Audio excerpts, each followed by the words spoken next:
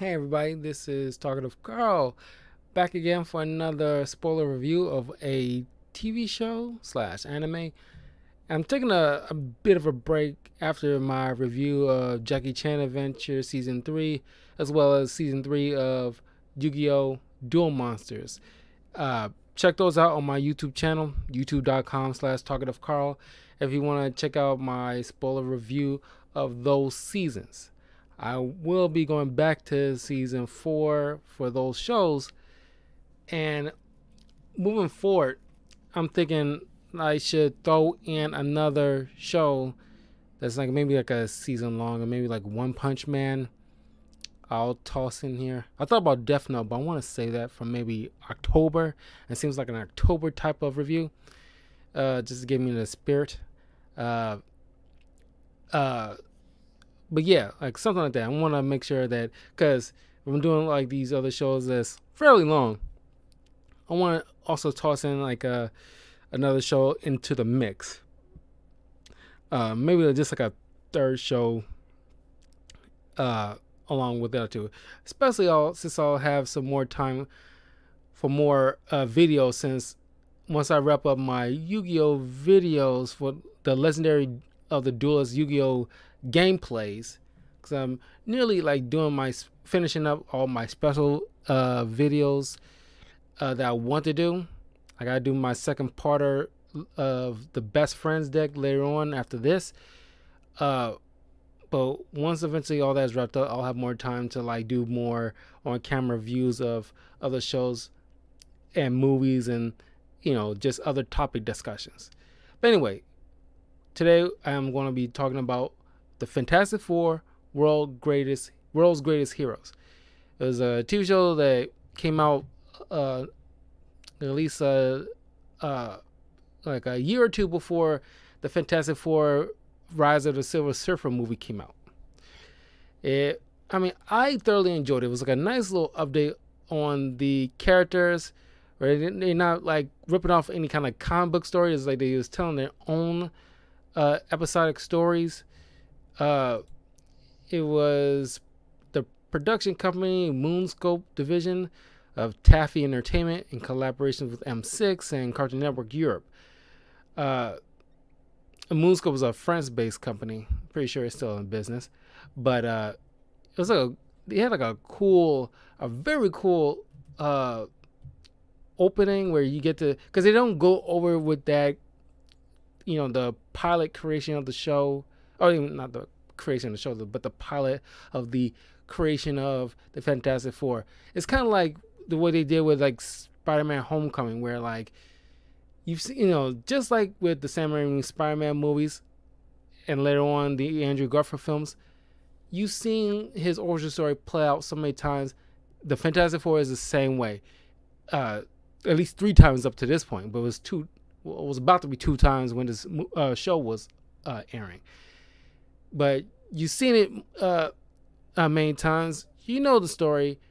4 people going to space. They included, because like right in the opening musical sequence was like a great musical sequence. It's a nice little, and it goes like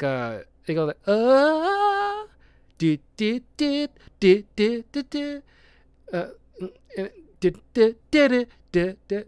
I'm doing a terrible job of it, but that little kind of like an operatic note, and it sound like the same voice actor who voices Herbie, the AI of the Baxter Building, previously in the comics back in the day would have been called the Four Freedoms Plaza. And what like how like the Baxter Building has gone through like a couple of evolutions, where like early in the Fantastic Four's iteration, it was just like a big building, and right at the top was just like, the top of the building was cut out into like the number 4 in all 4 sides of the building. But in this one, it's just a big building, and it has like a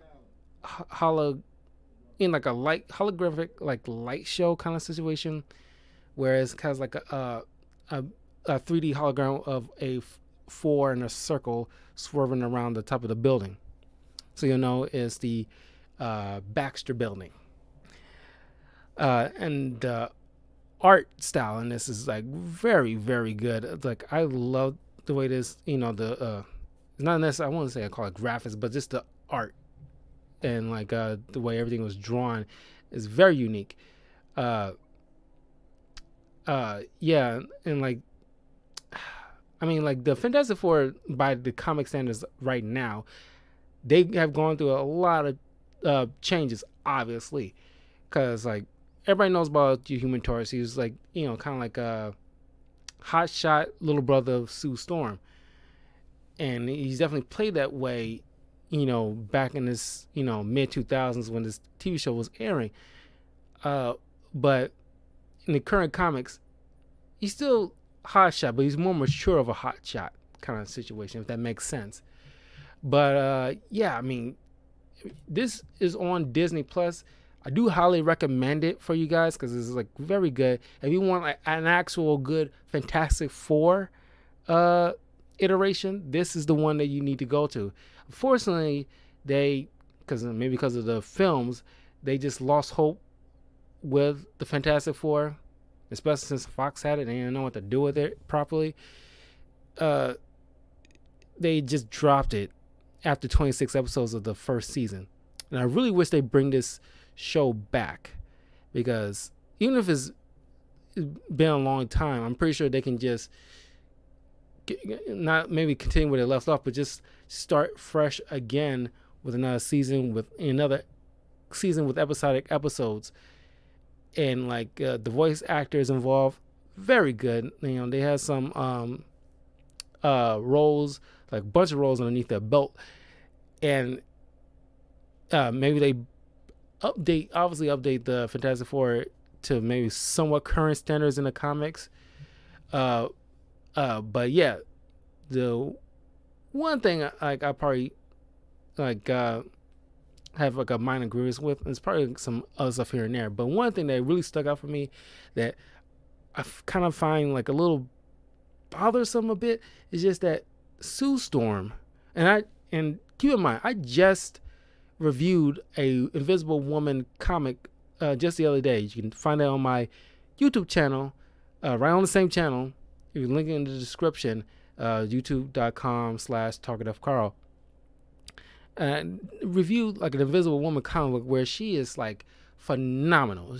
I like her in this, and like in other recent comics as well, where she's a scientist in her own right. It's not shown as much in this show, too much to my chagrin, because she's played more like people's mom in this rather than her own person. I mean, she's not terrible. It's just every now and again she gets naggy, and that's the problem with certain writers who want to depict Sue Storm. They depict her supposed to be like, 'cause it's supposed to be like a family, so she's obviously the matriarch. So she is particularly depicted as very motherly and naggy. All like the bad, not bad, I'm saying all like the negative qualities that people would like throw upon like a woman. But she's like a badass in the show, don't get me wrong. I just really wish they didn't make her so naggy every once in a while. Like, Jonathan Spencer Storm, what did I tell you about blah, blah, blah, blah, blah, blah. Don't you talk about that, hey, Ben. Leave Ben alone. Even though she has her moments of goofing around and pranking people in her own right every once in a while. But it's just that very naggy tone is like, it's like in your ear, is like digging in there. It's like a itch you can't get inside your ear kind of situation. It's like, it bugs me that badly. And it's like it's like every once in a while when it gets to that point, it bugs me. It almost takes me out of the show. But like I read in the Invisible Woman comic that came out a couple years ago, she is more competent and like a real woman. And it's like she has her faults, but she's like been at the game for a long while, know how this stuff works, and like, of course she's a mom, but she doesn't she's not a naggy mom. You know what I mean? But anyway, I'm gonna go over a lot of these episodes that I thoroughly enjoy. There's some nice little cool Marvel cameos thrown in here, and I really enjoyed. Those are probably like definitely my top favorites of the episodes here. But yeah, you gotta have Doctor Doom in here, because he shows up at least a handful of times throughout the season. Like one's being accused of he fabricates a note or a journal or something like that rewritten a long time ago to make it look like he set up the whole space station to study cosmic rays, just to use Sue, Benny, and Johnny as guinea pigs to see what would happen to human body if exposed to cosmic rays. Of course, they figured that out, exposed Dr. Doom, and they all apologize to the reader to understand, we know you wouldn't do that. You're not like a mad scientist. It was a complete accident. We know it wasn't you're not really that kind of person. Of course, you got the Mole Man. You get a lot of classic Fantastic Four Rose galleries in this, and people forget they have an extensive Rose gallery. It's not just like Galactus and Doctor Doom all the time. You get the Frightful Four like Wizard, Trapster, Claw, and they reference Claw in Africa, which is Wakanda, which wasn't like such a big deal back then like it is now. Dragon Man. You got of course in the comics they dealt with like the Inhumans more often than most others back in the day. Now everybody's got interactions with the Inhumans. You got El Diablo. You got of course technically Namor, but he's just more like a guest character. He's slightly rivalish.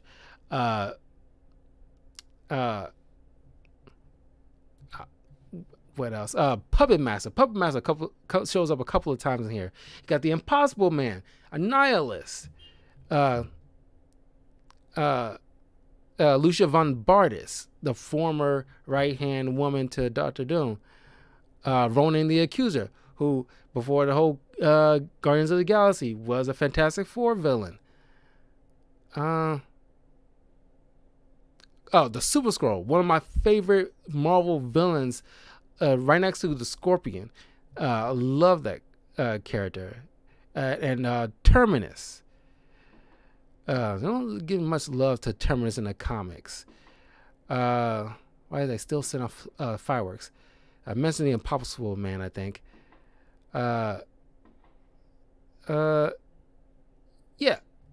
And those were pretty much like the Rose guys you get to see so far in this show. The first time they meet Ronan the Accuser, they put Johnny Storm on trial because they sent Kree drones to analyze and investigate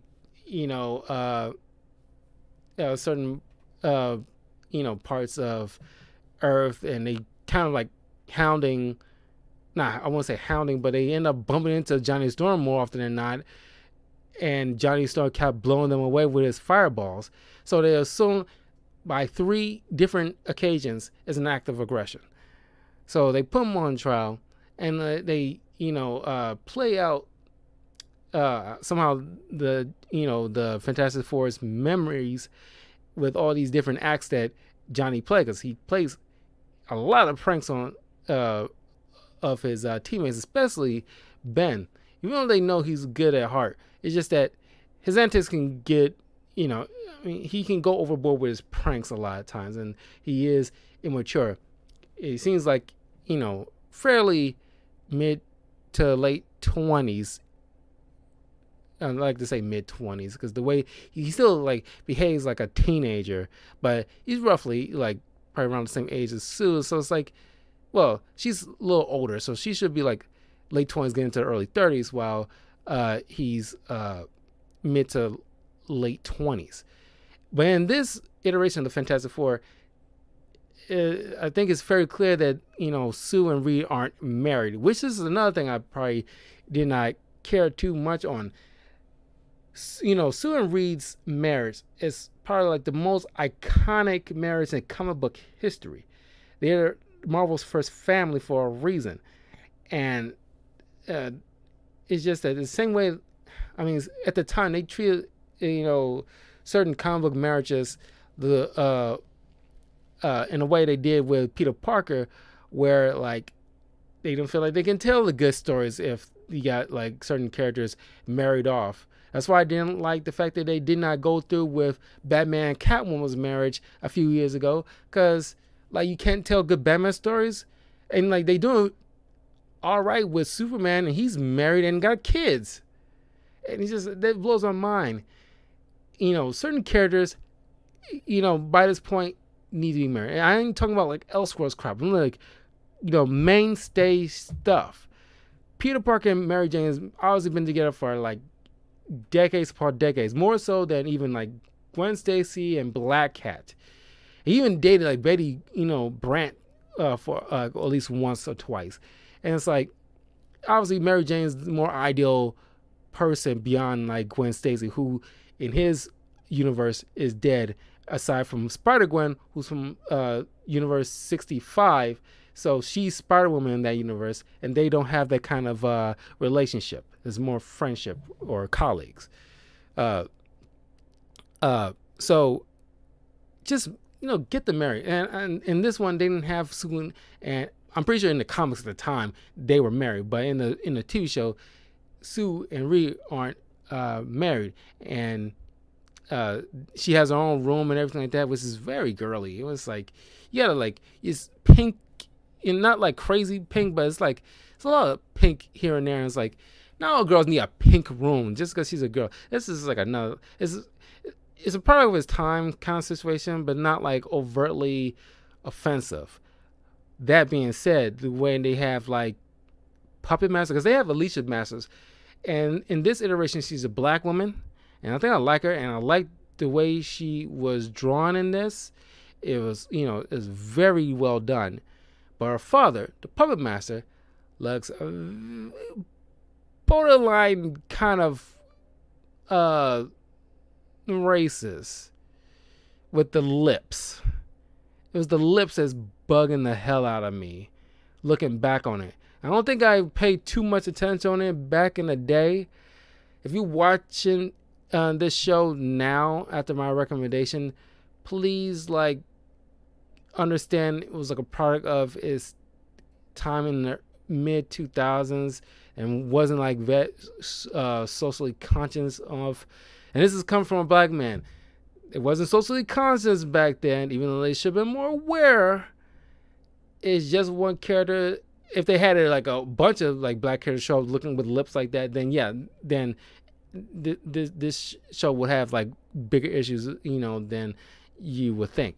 But it's just this one character. I don't know if it was maybe ideas he was trying to make it a little like you don't like him, you don't want to like the way he looks either. So and the way the voice actor played it, he played it perfectly as being like the most like annoying and just most self-righteous D-head as possible. But man, those offensive lips, it's not like crazy offensive. It's just like it's in the style of the art of the way like everything is drawn. And it seems like it will fit in this iteration, but it's just like no black person that you see on the show looks like that. It's just this particular one. It's just like that one's like, oh god, it's just those lips is bugs me. And then you do a close-up shot on it. It makes it. Hey Nick, when you do a close-up shot on the Puppet Master's face with those offensive lips, it makes it even more bothersome for me. It's just like it's just my 2 cents on the matter. Don't go boycotting or canceling anybody. It's just the product of its time. It's only that one character. No other black person looks like that on this show. But it's just like, wow, well, the decision that they made. But anyway, yeah. So yeah, they trial by fire. And like, yeah, they had a collar on the Human Torch. Has got that kind of nullifier of powers kind of situation, and as you dealing with a supreme intelligence and everything like that. So Ronan Accuser, he has like a very big beef with Johnny Storm after this episode, where because of his reckless actions trying to take on the Fantastic Four and letting these alien dogs run amok. And as they try to fight him off, one guy into the stands almost attacked a Kree child, and Johnny Storm was just trying to eke out as enough power as he can to fly over there and stood between the kid and the alien dog, and pretty much like trying to like protect the kid. And by Kree law, it's like any being who puts their life in danger to protect a Kree, they earn the respect of the Kree, so he will not be executed. So all of them are free to go, which pisses off Ronan the Accuser, who, if you see the movies, loves to accuse people, loves to judge people, and kill them. He got a hard on for that. So he and a lot of the other Kree, are teleported away from Earth, and Johnny has a bit of realization and a bit of character growth, which seems like it doesn't even last that long. That he acknowledges from the way he looking on outside on in, all of his antics goes a little bit too far, and he's I'm sorry guys, seeing myself up there like that isn't a good it's not a good look on me, and I just want to say I'm sorry.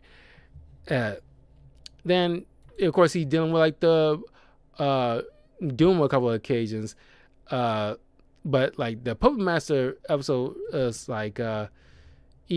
it's a nice to you get, because like I said, aside from Doom and Galactus, you get to see other Fantastic Four villains get their shine in this show, which I appreciate. So you get the Puppet Master, and I think the Puppet Master is there's a lot of mind control type of villains in the Marvel universe, and I kind of want to see a group of them team up, like the Purple Man from Jessica Jones and the Puppet Master, and I'm pretty sure there's others with the same kind of similar power set, with the whole taking control of other people. The controller of Iron Man villain.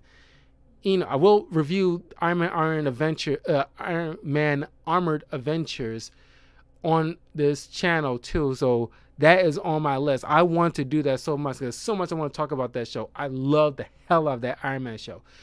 But you get all these different villains who, in some shape or form, take over people's mind or make them their puppets. Essentially, I wanted them to do a short little team up in a comic run, and you get Jessica Jones and Daredevil and the Fantastic Four, and and Iron Man dealing with these villains that they dealt with before that are known to mind control people and have to deal with all that.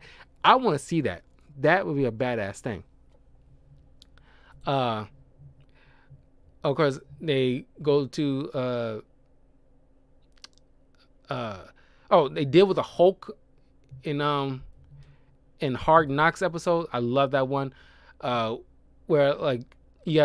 this is around the time you don't get Smart Hulk at all, or even the Immortal Hulk that you got in the current comics. This is the classic, rage, fueled Hulk that that can only speak in a few sentences. Bruce Banner comes to New York. He's been on the run for so long. He only knows Reed being just as smart as him, figuring that since as Reed depicts it, Reed went, they went to the same college together, while Reed studied, and they both study into the radiation field, while Reed went off to study cosmic rays. Gamma rays was more of Bruce Banner's forte and interest. So Bruce's mindset is he goes to someone he knows he can trust, a colleague, Reed Richards, knowing he's a full-blown superhero. Figure that with his genius, as far because when it comes Tony Stark, Dr. Doom, Reed Richards, Bruce Banner, and Black Panther, one the smartest man in Marvel Comics, Bruce Banner knew he can go to Reed and like he can easily. I mean, there's been like hey Daniel, it's been like other shows back in the day where like Bruce goes to like Tony Stark and Reed Richards because the only two people that he know and trusts that are smart enough and just as smart as him with their brains combined figure out a way to cure himself of the Hulk, which is his intentions coming to Reed. I'm doing fine, Daniel. How's everything with your the funeral and everything with your grandmother? I hope everything is working out okay. Yeah, I mean like but of course obviously something has to go wrong. And then of course Bruce Hulks out. And then you get the classic Thing versus Hulk fight. And they're sitting there duking out and then crash through the building. And of course like Sue and Johnny try to like provide backup. Obviously has no match for the Hulk. And it's like Thing can go the distance, but in the end, he cannot match the Hulk. The Hulk is in the moniker. He is the strongest one there is. He literally takes actual gods in order to like, be able to outmatch the Hulk. But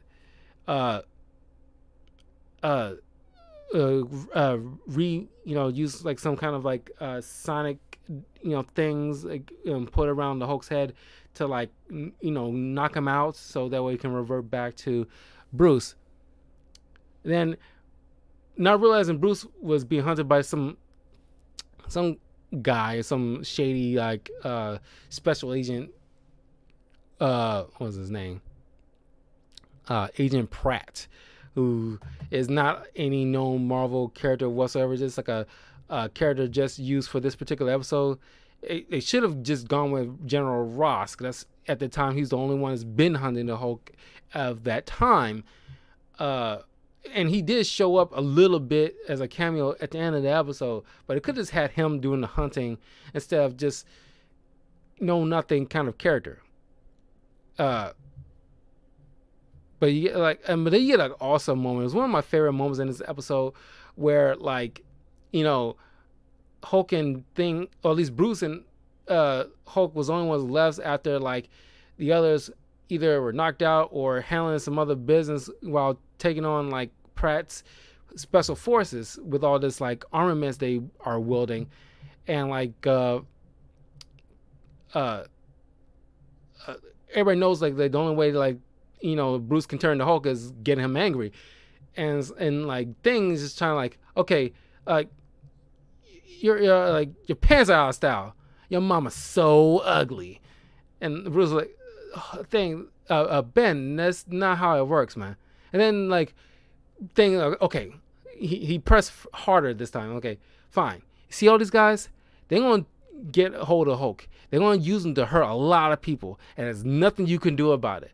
And that finally triggers Hulk. And then Hulk just, on a single mind, like start throwing stuff at Thing, like, hey, don't attack me, attack them.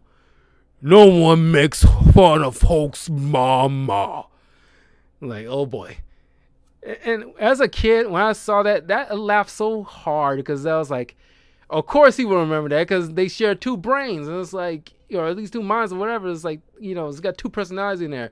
Whatever like Bruce is like hearing, the Hulk will hear it too. And it's like, you'll think Hulk is dumb, but he's not that dumb where he's like, he will retain some stuff. So it was this funny moment where it's like, the Thing is trying to like trick Hulk to attacking him, in the meanwhile trashing Pratt's forces in the meantime trying to get to Thing.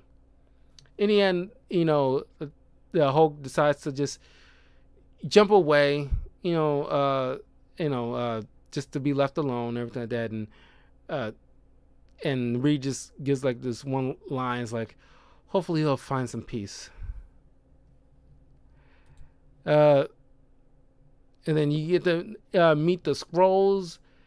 My name is a Skrull, and this is when they start to infiltrate the Fantastic Four's building, just to get samples, uh, and so that way, Clerk, the Super Scroll, which I hope we get the Clerk. Maybe not in the first Fantastic Four movie for the MCU, but definitely for whatever sequel in Phase 5, because at the end of Phase 4, the Fantastic Four will be introduced. And I doubt Clerk, even though we have the scrolls, I doubt we'll be introduced to the Super Scroll in the first movie, probably in the second film. But like ever since like Marvel vs. Capcom 3, I was digging the Super Scroll. I didn't like, in that game they utilized the Super Scroll's power like very well, and it's like because you see in another episode when like the Scrolls return, the Revenge of the Scrolls, Clark teamed up with Ronan the Accuser, even though those two races not supposed to intermingle whatsoever because they are bitter enemies. But Clark and Ronan hate the Fantastic Four that much where they bitterly work together just to destroy them. But Ronan wants Human Torch to himself. But you get to see like, and the voice actor of that game is like, inferior race. Enough with the Avengers. Bring the Fantastic Four. It's just like I just like that voice. I don't think I'm doing it justice as the voice actor of that thing, but I would love to voice the with a little bit more practice. But I would love to voice the Super Scroll in any like animated format. I don't even care. I love that villain so much. Either him or the Scorpion for like a anime and Marvel property for the for Spider-Man, because like those are my two favorite, like those two for Marvel, but for DC, the Riddler. But those are my three favorite comic book villains of all time. Then of course they meet up with like Ant-Man, Hank Pym version, not the Scott Lang version, because Scott Lang, I don't know if Scott Lang back in the mid 2000s was a thing. I think he was, but he wasn't as dominant or prominent as he is now. Even back then, Barry Allen wasn't like a big deal. It was all about Wally West before like the New 52. So it wasn't until like the first Ant-Man movie when like Scott Lang became the prominent Ant-Man moniker, and like Hank Pym was the old school version in the movies. But in this, in this episode, in this TV show, it's Hank Pym. They, of course, they get stuck, in like the, microverse, and Herbie, who, by the way, Herbie, the AI, in like the early 90s Fantastic Four TV show where they did not have the Human Torch for some reason, and they use Herbie as like the fourth member, and using this little robot Gizmo. I'm glad they didn't completely ignore Herbie, and I think in the current comics of the Fantastic Four they have him as an AI. I could be wrong, but if they don't, they should, because like it wasn't an issue with Herbie. He just should not have to replace the Human Torch, because the Human Torch is is like a staple for the Fantastic Four as any one of the four. But Herbie, is like a brilliant idea to make him an AI for the Fantastic Four's use. And of course in this episode, Herbie like mistaking them for like vermin, and Ant-Man is trying to assist her, giving them back to normal size. Of course, they run into the Mole Man, who's trying to rule over these Gigantos, or at least the Gigantos babies. As soon as they hatch out of the eggs, first thing they see, they imprint like any other animal, and they will permanently think you're their mother and do everything that you say. So they stop the Mole Man from becoming the mother of these Giganto babies, so that way he won't take over the surface world. And they made, of course, like in the comics, Mole Man is a, short stature, plump dude. It's kind of like, it's the same way as like instead of like the Penguin, the Danny DeVito could have been cast as Mole Man because they got the same kind of stature, and like with a little prosthetic makeup and like those weird glasses that like have thin lenses, so that way not too much light can get in. Danny DeVito can, like, at least someone like Danny DeVito can easily play the Mole Man. I would have gone with like forgot his name, who's on Game of Thrones, the uh uh sorry for me saying this, the short guy. I forgot his doggone name. Uh but you know what I mean. Peter Dinklage. God, yeah, I knew it started with a P something somewhere, and there's a P in there. Peter Dinklage could easily be the Mole Man, but he was cast as one of the trolls in Thor. Like in Infinity War. Uh, then they meet like the Impossible Man, which is like Mr. Spicklet in the DC universe that hounds Superman a lot, and they pretty much got the same powers, where they can just do anything.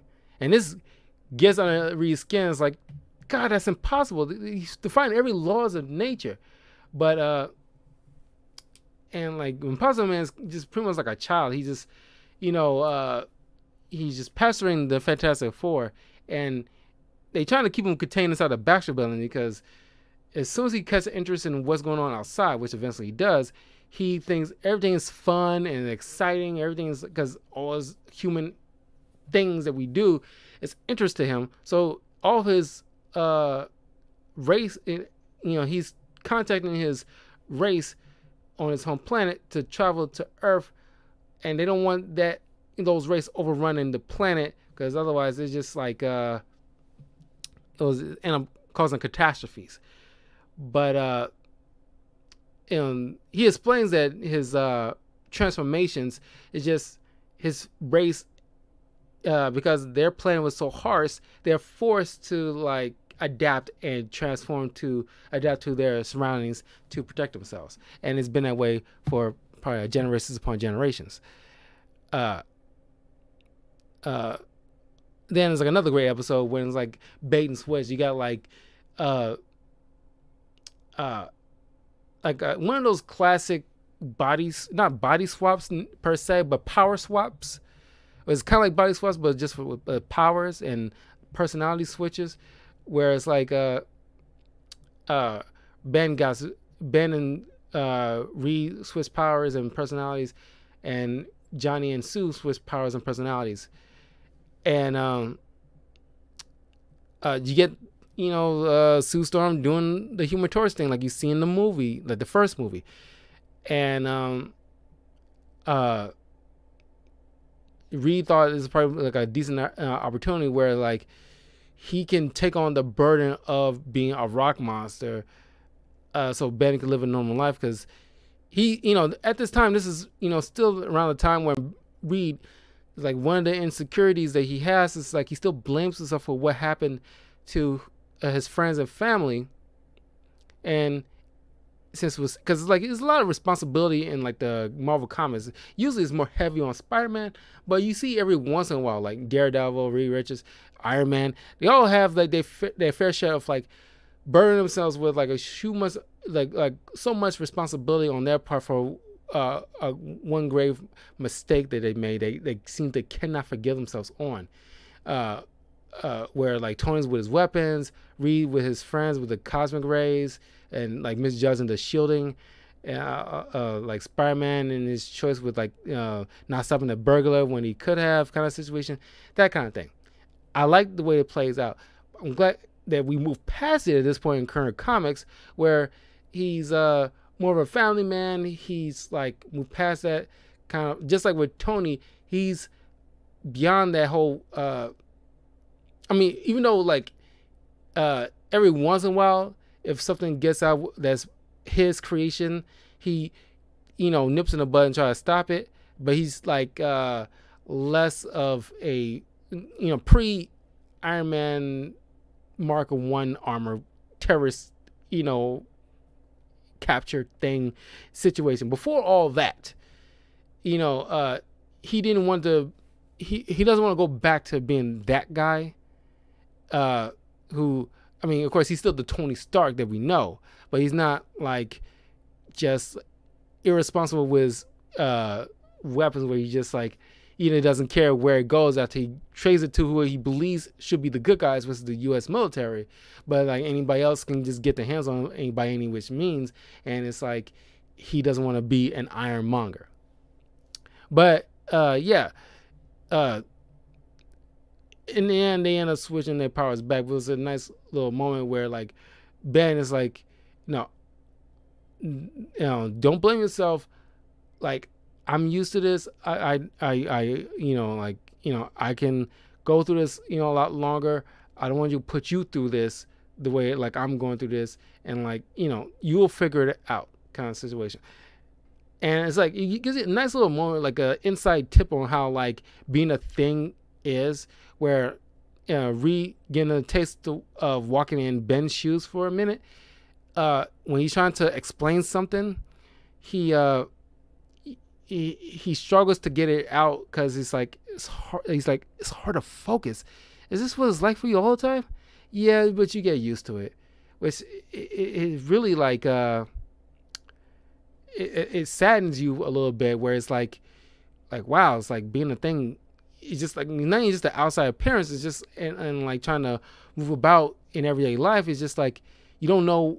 You usually don't know what's going on inside Ben's head a lot, and you get a little sprinkle of that here, where it's like he probably can't focus on. I mean, even though he's can speak coherent sentences and he thinks and everything like that, but doing like what Reed does when he's like, excessively explaining, is like he can't focus on that kind of long diatribe. He usually, when Ben speaks, he usually like keep it short and sweet and to the point. But also I'm probably eventually maybe do like a movie review of the first Fantastic Four movie, directed by Tim Story, with Ian Gifford as Mr. Fantastic. You see like, Ben Grimm, is they doing like x-rays on him, his internal circulatory system and organs and everything, they all solid rock, just like his outer appearance. So that way, cause I think that's like ideal. I think that was like actually a genius way to put it, because I don't know if the comics ever brought it up, but his internal organs have to be rock too in order to be able to still function, because it still functions like any other organ. His eyes are still like eyeballs, but his internal organs and everything has to be, some sort of rock formation too, but just malleable, so it can still like pump blood and everything like that. Because, be able to like handle being covered in rock.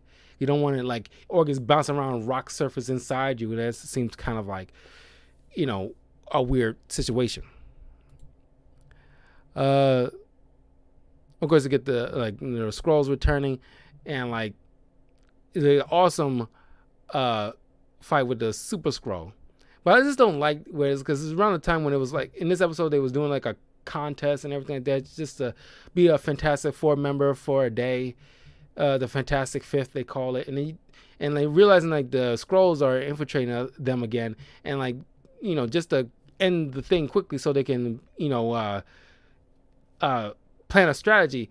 Reed just picks a random person, and he picks some dweeby nerdy little dude like that, like a very stereotypical nerd, of the like something that you will see from like a 90s movie or something like that. He snorts and got these big dopey glasses, and he's diminutive and looks sick, not sickly, but just like very thin and dweebish.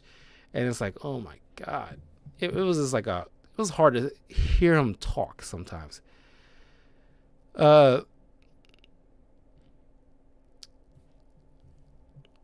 What is it?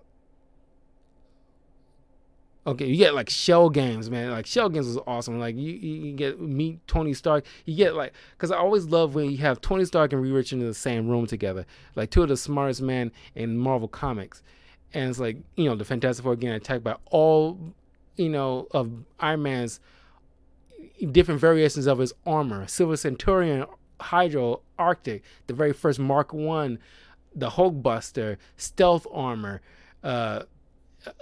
a couple of you got the War Machine armor and one or two that I can't recall, but I know I've seen them before, but just don't know their particular mark numbers or their official labels. But they get like taken over by Doom, who's outfitted his armor and retrofitted it in combination with Tony Stark's armor, so he can not only take over Tony's armor while he's fighting alongside with the Fantastic Four. He's trying to like up it. Doom's trying to upgrade with a combination of his science with Tony Stark's science, but with Reed's and Tony Stark's combined strategy, they overload Doom's chess play. Because only Tony Stark knows how Tony Stark's tech work, and he knows all their frailties. And I like this line at the end, like where Doom's like, "You made a powerful enemy, Stark." Oh, he didn't call him Stark. Like, "You made a powerful enemy, Iron Man." And then a funny comeback is like from Iron Man is like, "I don't want a deadly enemy." And it's like, and then one of the members of Fantastic Four is like, "Well, you get used to it." I think it was Ben.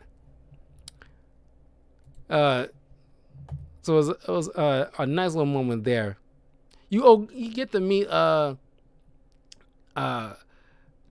in this a couple of times, and it's like you get the, because just like Ben has his clobber in time, Johnny has flame on, Spider-Man has like my spider sense tingling. You get Namor with his classic line, "Imperious Rex," and he's just like, when he charges in, battle ready and just ready to attack. And Namor is the Aquaman of the Marvel Universe, and like he's arrogant as all hell, but he's fairly powerful in his own right. It's even outside of water, he's very deadly. Because like he's a combination of human, mutant, and Atlantean. So all three in combination makes him like an extremely deadly opponent in three different ways.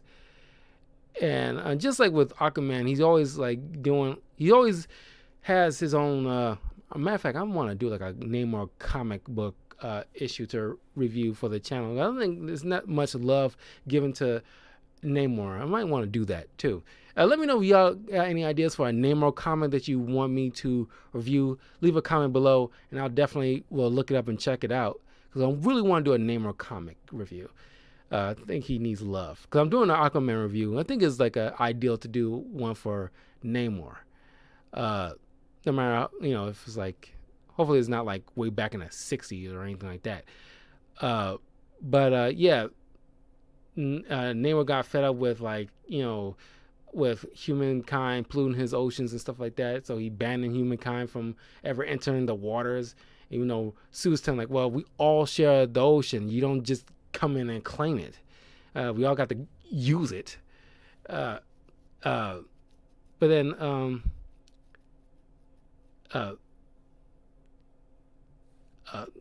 course, throughout meeting Namor, of course, like in the comics, Namor and Reed is kind of have a bit of a rivalry / respect towards each other, namely over Reed and Sue, because Sue, even though she's married to Reed Richards, way before that marriage, she also had like a thing for Namor. She even was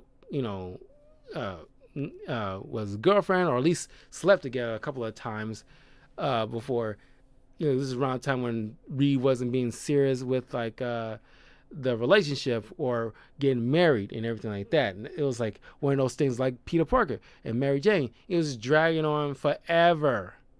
And it's like, there's only two people that should be together. It's like, there's certain couples in Marvel Comics that obviously should be together, because there's no other person they can be compatible with. Sue and Reed, Clark and Lois, Catwoman and Batman, Peter Parker and Mary Jane. Those, at least those, and then Cyclops and Jean Grey. At least those is the only couples, and of course, like, and Rogue and Gamma, they got married in the last year at some point in a comic book run. But those groups of couples that I mentioned, those are only ones that should definitely be together. You can still tell stories with them. Everybody else is up in the air, but it's just like those guys been around long enough and had history, on and off relationships for so long, and adventures with each other for so long, and compatible and connect, and they're like this with each other. They're on the same page a lot of times. They know each other's like identities and everything like that, and it's just like just get them hooked up. There's no need for like Batman or Spider-Man to like be Spider-Man's not single, but it's just like none of that boyfriend girlfriend stuff anymore. It's just like you're adults now, and it's been like at it for years and decades since like their creation. It's like just be done with it. Shit or get off the pot, writers, please. Then like you get the Frightful Four, like I mentioned, like Wizard, Claw, Trapster, Dragon Man, and then you get a little Peter Parker cameo here. He didn't turn to Spider-Man, but Johnny brought him in because he's a freelance photographer, and the Frightful Four is showing up the Fantastic Four and making them look bad. So Peter Parker come in to get their good side thanks to Johnny, but it's all backfiring on him. So he's looking even worse until they figured out what they're really up to, which is trying to claim Reed's unstable molecules, which was used for the Fantastic Four costume to, be able to withstand a lot of environmental hazards they might run into in other dimensions or outer space or underwater kind of situation, and even withstand their superpowers without damage or anything like that. And I like at the end where it's like, because earlier throughout the episode, people always claiming like, oh, is it true, Wizard, that you're smarter than Mr. Fantastic? It's like, obviously it's getting under Reed's skin, even though he's playing it off. But at the end, when he's by himself, he's like, smart as, like, now he was like, he said something like, it's pretty much like, smartest man, my butt. Obviously it's like, like, he knows he's the smartest man in the world. It's hard to tell. It's like, there's a lot of smart characters in the Marvel Universe, but obviously Reed, Bruce, Tony, Doctor Doom, I think like Moon Girl is up there too, and Black Panther are like the smartest people in the Marvel Universe. Then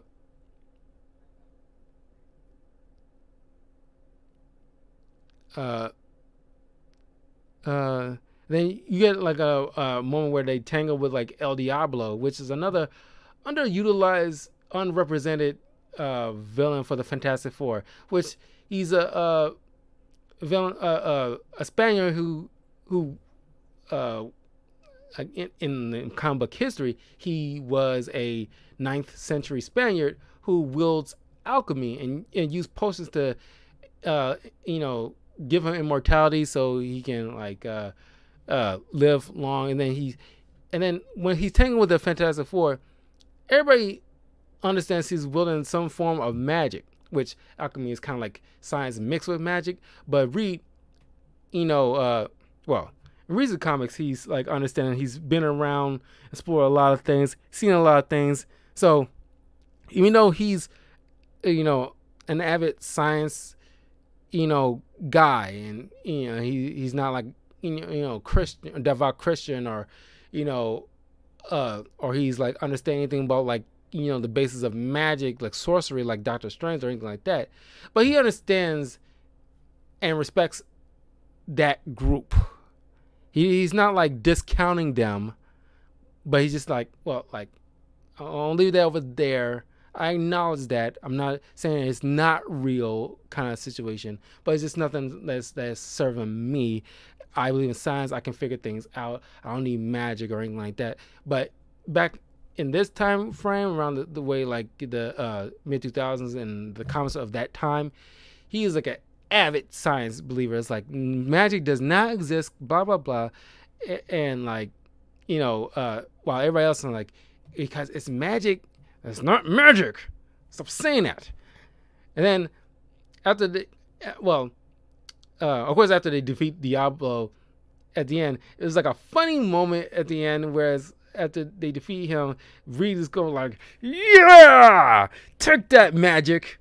And it's like, everybody looking at him, like, and he's composing something. And I was like, I like that. That was a great way to end the episode, where it's like, he deep down knows it's some form of magic, but he's not going to admit that. But when he like got one over him, it's like 0.1 for science. He just gets up like he's at a sporting event, like, yeah. But in the middle of the episode, because the beginning of the episode, Johnny bumps into Diablo while he's trying to conjure the elements of the earth, air, fire, water, earth. He's pretty much trying to become the Avatar. And Human Torch fell after he got doused with water and fell right into him, got soaked in like wherever goblet full of wherever was supposed to be fire, fell on Johnny, and Diablo got away. So whatever that fire thing that was got soaked into Johnny's body, and now it's increasing his already fire abilities to the point where it's like he's melting through the floor. He's conjuring little fire imps that's terrorizing everybody. He even like his fire ability is increasing so much, he's turning water. He's burning water at this point, which should be impossible, but it's magic. But then it's also affecting his personality, where he's getting more edgy and like, it's like when when I was reviewing Jackie Chan Adventures, where like Jackie get a hold of the Tiger Talisman and switches his good side from his dark side, and it's Johnny's dark side that's like becoming more dominant than his good side, like little by little, where he's even like attacking his own sister. And when he realizes he's like seriously hurting her, he forces the fire entity out of his body, which then causes like Diablo to show up to try to claim that power for himself. But then Reed comes in, use like a power nullifier gun to stop Diablo. But I think like we need like in more Fantastic Four comics, more of these underutilized Fantastic Four villains like Diablo. And then you get the Grand Master, not Jeff Goldblum, but it should be Jeff Goldblum from this moment forward in the comics. Ronan, on last attempt trying to stop the Fantastic Four, goes to the Grand Master, which to Clerk, who shows up again here as well, think it was like a huge mistake, because involving an elder, which is what the Grand Master and the Collector in the Marvel Universe is, elders of the universe, and have their like very not on the same level as like Eternity or like the Living Tribunal, or like the One Above All, which is God of the Marvel Universe, but they're still fairly powerful, like definitely probably on the same, roughly the same, or maybe a little bit higher than Galactus. If you want like an ideal, power scaling, because he pretty much can like make anything and do anything, him and the Collector in the comics. But since they're brothers, they use their powers very differently. While Collector just like collecting things, especially if they're like the last of it in the entire universe. Grandmaster loves games. I like to see like a thing where like Yugi from Yugi, because he's king of games, go up against the Grandmaster. That'll be interesting. That will be interesting. Got the King of Games versus the Grandmaster. And I'm pretty sure the King of Games will whoop the Grandmaster's ass in any game because, as I mentioned in my Yu-Gi-Oh! Duel Monsters season reviews, you can check that out on my channel as well. Yu-Gi-Oh! is the meaning behind Yu-Gi-Oh! Means King of Games. And Yugi, especially Yama-Yugi, is very good at figuring out any new kind of game that he never seen before, and he just masters it within like in a few minutes. If he get if he gets used to it, he becomes a master of it very quickly. But the Grandmaster heeds the call of Ronin, saying like, I want an honorable battle between Fantastic Four and me, but more specifically, if I can beat them one-on-one, I can easily win without any interference from the other members, so I can prove myself kind of situation. Then a slight underhanded thing from the Grandmaster that, since I'm the Grandmaster of Games, I make the rules. So you'll have your battle, but we'll do it on my terms. So we'll have the 4 of the Fantastic Four up against you and 3 of your other teammates. So they grab Annihilus, Super Skrull, and he chose Mole Man at first, but then he swapped them out for Impossible Man. So they all compete in these games. If they forfeit, then the entire world and race gets annihilated immediately. So they have to continue the game just to avoid that. So they do one-on-one contests with games that's well known for each of their worlds.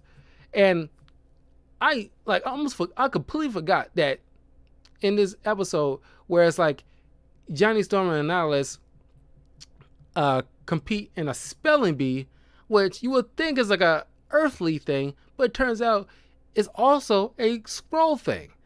And according to the Grandmaster, scrolls are great spellers.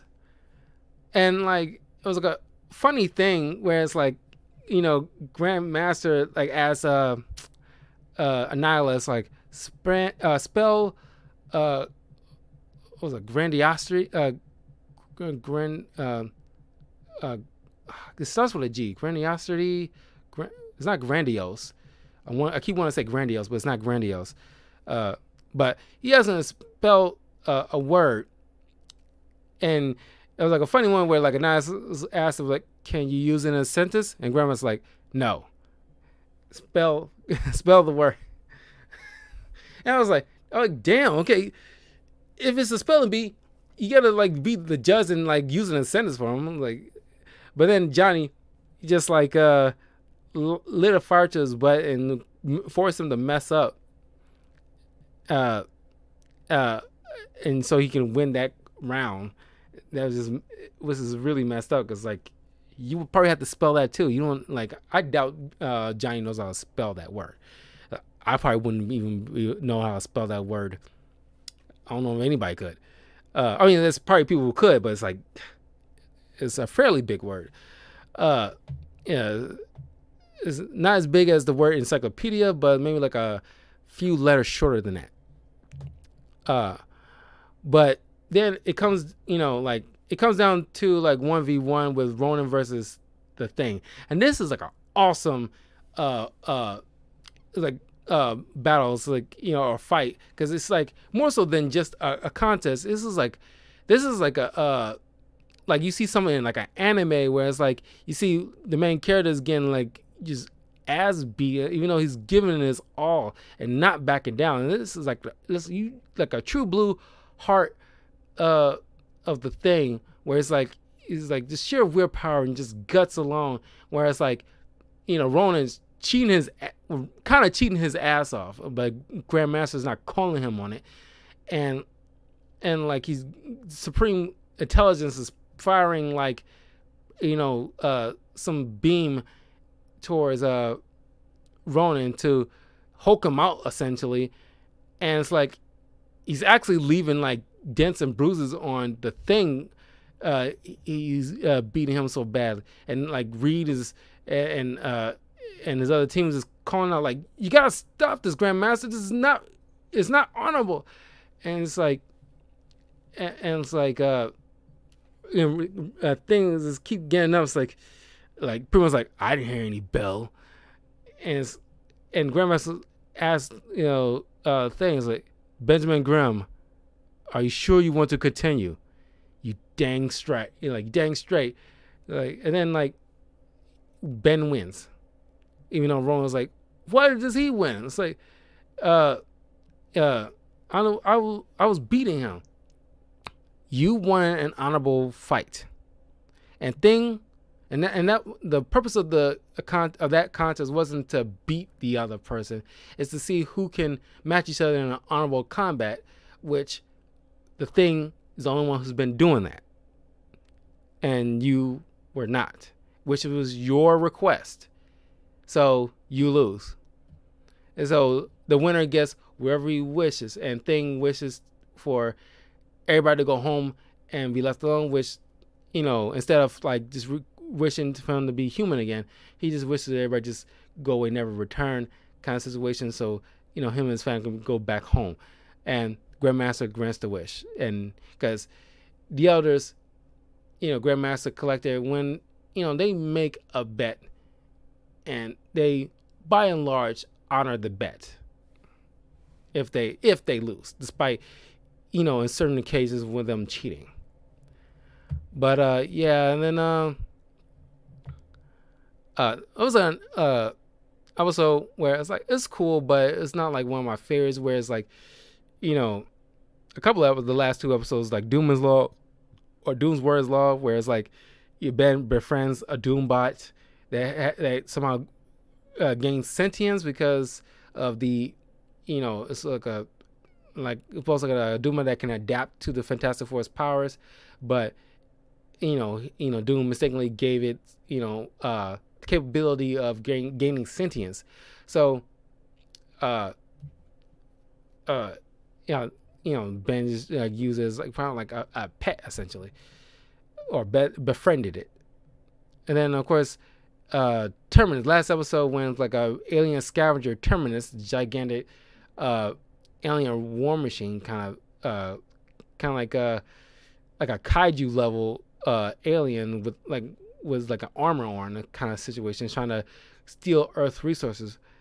But the Fantastic Four was able to obviously beat him with ingenuity from all of them. But yeah, I mean, like, you guys got to check out this show. I mean, like, there's a few other episodes that like I didn't stay on too long, but yeah, of course it's like episodic thing, but it is an overarching thing. But it's mostly with Doctor Doom, him trying to take over and beat the Fantastic Four. But by and large, you get like great cameos, great writing. Aside from a few hang-ups I have with like, they go overboard with Johnny's immaturity and go overboard with Sue's nagging mother personality, but you don't get too much of that. It's not like, extensive, but it's just like, maybe because I'm Ben's watching this, it kind of wore down on, it kind of wore on me a bit. But by and large, it's still fun. I thoroughly enjoyed it. It's like a great show. Highly recommend it.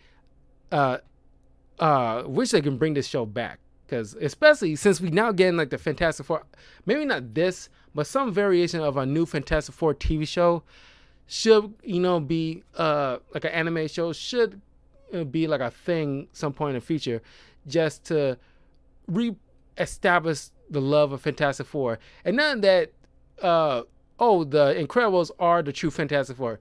No, it's a great movie, don't get me wrong, but they're allegories of Fantastic Four, just like, or at least referencing the Fantastic Four. They're not the Fantastic Four. Just like Homelander is not Superman. They're parodies, essentially. And it's like, I want like the respect that Fantastic Four should be given. Like, I want people to respect the Fantastic Four. Put some respect on their name, because they are Marvel's first family, and like it should be, just because it gone through bad movies, which is not shouldn't like put them in a bad light in your eyes. It's because writers and studio heads didn't give them respect doesn't mean that you should poo-poo on them entirely.